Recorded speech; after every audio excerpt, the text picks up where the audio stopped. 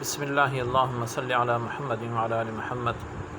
عزیز ساتھیوں، آج کے دور میں یہ حدیث بہت زیادہ اہمیت رکھتی ہے ہماری زندگیوں میں کہ ہر انسان پریشانی میں مبتلا ہے اور اللہ تعالی عز و جل پر توکل اور بھروسہ ایک پرسکون زندگی کے لیے بہت لازم ہے کہ آقا علیہ الصلوۃ والسلام نے فرمایا کہ انسان کا جو دل ہے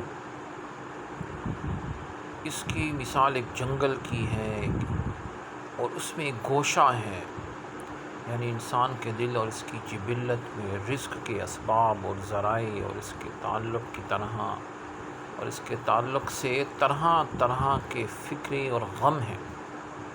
اس غم کو اللہ کے سپرد کر لو تو ٹھیک، ورنہ اللہ رب العزت کو کوئی پرواہ نہیں۔ جو انسان اس غموں میں، اس تفکروں میں مشغول رہتا ہے تو اللہ عز و جل کو بھی پھر کوئی پرواہ نہیں ہوتی کہ وہ کہاں ہلاک ہوتا۔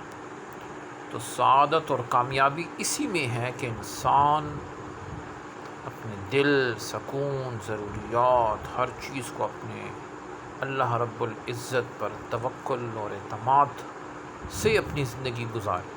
اللہ ہم سب کو عمل کی توفیق عطا فرمائے۔ وآخر دعوانا الحمد للہ رب العالمین۔